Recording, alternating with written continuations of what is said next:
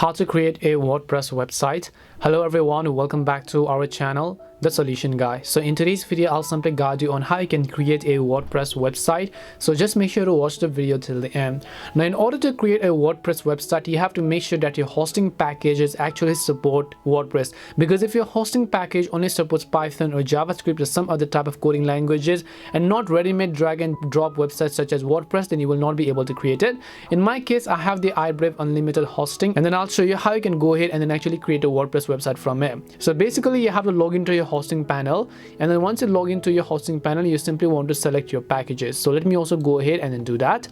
Now, once I've selected my packages, what we're going to do is we're going to install a website inside it. So I'm just going to scroll down until this web page loads up. So basically, I'm just going to scroll down to the bottom, and then you'll see all these sorts of information. So what you want to do is you just want to scroll down, and then you'll see one-click install, right? We have over 88 websites that we can install from WordPress to whatever. In this case, over here, you can simply search for WordPress in this box. And then once you search for WordPress, you'll see the WordPress logo pop up. I'll just select it up.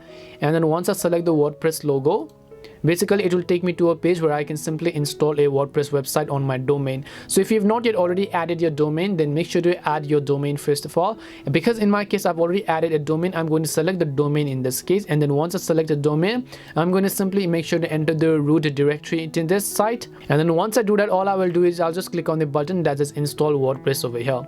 Now it may take some time to install the WordPress to your website, and after it's basically complete, you can create your user ID, your password, and you can go ahead and customize all of the themes. But just to install a WordPress website from your hosting, this is basically it. Hope this video helped you, and if it did help you, then make sure to leave a like and subscribe to the channel. If you have any more questions, then feel free to leave them down. Thank you very much for watching, and see you in the next video.